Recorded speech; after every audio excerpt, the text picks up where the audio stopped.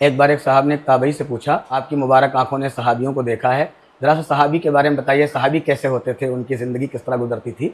تو انہوں نے بتایا کہ اگر آپ صحابی کو دیکھتے تو پھر آپ ان کو دیوانہ سمجھتے، مجنون سمجھتے، کہ کس طرح جو ہے وہ ان کے اندر شوق ہوتا تھا اعمال کو حاصل کرنے کا، نیکی حاصل کرنے کا اور دنیا کے خرچ کرنے کا۔ اور انہوں نے یہ بھی بتایا کہ اگر صحابی آپ کو دیکھ لیتے تو وہ آپ کو پکا منافق سمجھتے، اس لیے کہ ہمارے اندر دنیا کی اتنی حرص ہے کہ آپ اس کا اندازہ نہیں لگا سکتے ہیں۔ اس پر میں آپ کو ایک حدیث سناتا ہوں کہ ایک بار ایک صحابی حضرت ابو طلحہ رضی اللہ تعالیٰ عنہ اپنے باغ میں نماز پڑھ رہے تھے۔ بیرہا ایک باغ تھا جو بہت بڑا باغ تھا، اور اس میں اللہ کے نبی صلی اللہ علیہ وسلم بھی جایا کرتے تھے، وہاں پر جو ہے اس میں پانی پیا کرتے تھے، کنواں تھا، بہت مشہور اور بہت ہی عمدہ باغ تھا وہ۔ تو اس میں وہ نماز پڑھ رہے تھے صحابی، اور اسی نماز کے دوران میں ایک پرندہ، ایک چڑیا اس باغ میں آیا اور وہ ادھر ادھر پھرنے لگا، جس کی وجہ سے جو ہے ان کی نگاہ حضرت ابو طلحہ رضی اللہ تعالیٰ عنہ کی اس چڑیا کے اوپر پڑ گئی، جس سے ان کو نماز کے اندر خلل ہو گیا اور وہ یہ بھول گئے کہ ہم نے کتنی رکعتیں پڑھی۔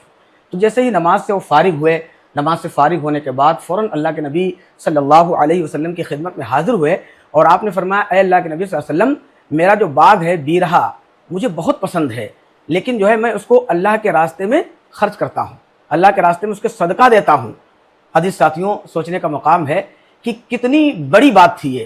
حالانکہ اللہ تبارک و تعالیٰ نے قرآن کے اندر نازل فرمایا، لن تنالوا البر حتى تنفقوا مما تحبون، تم نیکی اس وقت تک حاصل نہیں کر سکتے جب تک اپنی محبوب چیز کو اللہ کے راستے میں قربان نہ کر دو۔ تو صحابی اس طرح کے ہوتے تھے۔ قرآن کی یہ آیت یہ کہہ رہی ہے کہ اللہ کے راستے میں اپنی محبوب چیز کو خرچ کرو، اور یہ باغ حضرت ابو طلحہ رضی اللہ تعالیٰ عنہ کا بہت محبوب تھا، لیکن اعمال میں ذرا سی کمی آئی ہے کہ نماز کے اندر خلل پیدا ہو گیا، تو انہوں نے اپنا محبوب باغ جو ہے وہ اللہ کے راستے میں فوراً صدقہ کر دیا۔ تو صحابی اس طرح کے ہوتے تھے، اس طرح اپنی محبوب چیز کو اللہ کے راستے میں فوراً خرچ کر دیا کرتے تھے۔ اسی واقعے سے ریلیٹڈ ایک اور واقعہ یاد آتا ہے، جنگ تبوک کے موقع پر۔ جنگ تبوک ایک بہت بڑا مارکہ تھا اور بڑا جہاد تھا، وہ کافی جو ہے دور کا معاملہ تھا اس میں۔ تو اللہ کے نبی صلی اللہ علیہ وسلم نے جو ہے لوگوں سے چندے کے لیے کہا، اور سب نے جو ہے جو جس کے پاس تھا وہ اپنا سامان لے کر کے آیا۔ تو اس میں جو ہے اس دن حضرت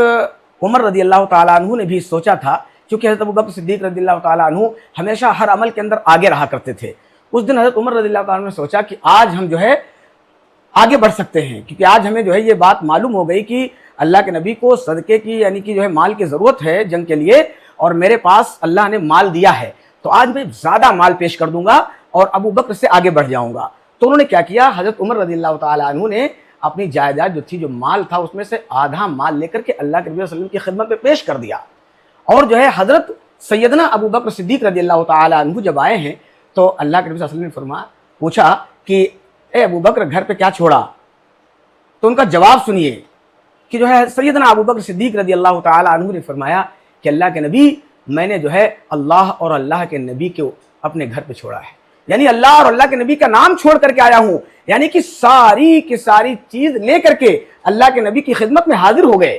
حضرت عمر رضی اللہ تعالی عنہ نے فرمایا کہ جو ہے ہم ابو بکر سے کبھی بھی آگے نہیں بڑھ سکتے۔ اندازہ لگائیے کہ جو ہے صحابی اس طرح کے ہوتے تھے کہ دیکھیے اپنی ساری جائیداد، اپنا سارا مال اللہ کے لیے صدقہ کر دیا، سب کچھ خرچ کر دیا۔ میرے عزیز ساتھیوں، وہ صاحب جو پوچھ رہے تھے کہ صحابی کس طرح کے ہوتے تھے، تو صحابی اس طرح کے ہوتے تھے کہ جو ہے وہ اپنا سب کچھ اللہ کے لیے قربان کر دیتے تھے۔ آج میرے عزیز ساتھیوں، یہ ہمیں سوچنے کی ضرورت ہے کہ صحابی کا یہ عمل ہمیں کیا درس دیتا ہے۔ ہمیں مل جل کر کے رہنا چاہیے، ہمیں آپس میں اخوت اور محبت کا معاملہ کرنا چاہیے، لیکن ہوتا کیا ہے، آج ہم ذرا سی بات کے اوپر، ہماری دکان ہے، ہمارے بغل میں کسی بھائی نے دوسری دکان کھول دی، اسی چیز کی دکان کھولی ہے، ہمارا اختلاف ہو گیا، ہمارا میل جول ختم ہو گیا، ملنا جلنا ختم ہو گیا، لڑائی جھگڑا ہو گیا، اب بات چیت بند ہو گئی۔ یہ ہمارے جو ہے اعمال ہیں، اور جبکہ اللہ رب العزت نے جو ہے مقدر کا رزق سب کو دیا ہے، سب کے لیے مقدر کا رزق میسر ہوتا ہے،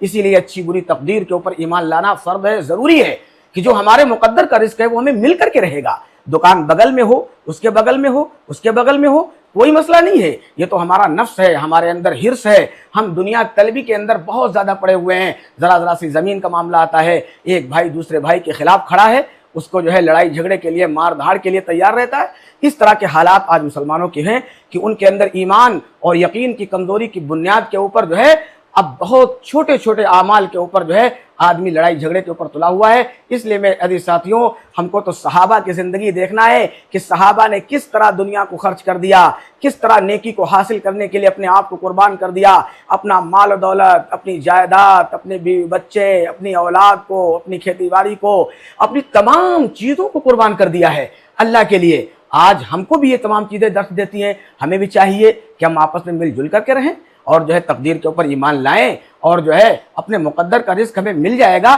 اس لیے ہم کسی سے لڑائی جھگڑا نہ کریں۔ اس لیے جو ہے یہ جو صاحب نے پوچھا تھا کہ صحابیوں کی کس طرح کی زندگی ہوتی تھی، تو صحابی کی زندگی اس طرح کی ہوتی تھی کہ وہ اپنا سب کچھ قربان کرتے تھے اللہ کے لیے۔ آج ہم سب کچھ اپنا قربان کرتے ہیں اپنے لیے، اتنی دنیا طلبی اور اتنی حرص ہمارے اندر ہے، جبکہ مقدر کا رزق ملے گا اور ہم پھر بھی جو ہے اعمال کو چھوڑتے ہیں دنیا حاصل کرنے کے لیے، جبکہ کوئی کسی کی جو ہے کام آنے والا نہیں ہے۔ اللہ رب العزت قرآن میں فرماتا ہے یوم یفر المرء من اخیہ وامہ وابیہ وصاحبتہ وبنیہ۔ آج جو ہے آدمی آج باپ بیٹے کے لیے جائز اور ناجائز کا فرق نہیں کر رہا ہے، اس کی پڑھائی کے لکھائی کے لیے، اس کے اخراجات پورا کرنے کے لیے جائز اور ناجائز طریقے سے مال کما رہا ہے، جبکہ وہی بیٹا کل قیامت کے دن اس کا دامن پکڑ لے گا۔ جو ہے آج جو بھائی دوسرے بھائی کے لیے کھانا چھوڑے ہوئے ہے، رات میں آنے میں دیر ہو گئی ہے، وہ بھائی کل تمہیں نیکی نہیں دے گا۔ کوئی ماں باپ، نہ تو بھائی کسی کا بھائی، نہ ماں باپ کسی کا ساتھ دیں گے،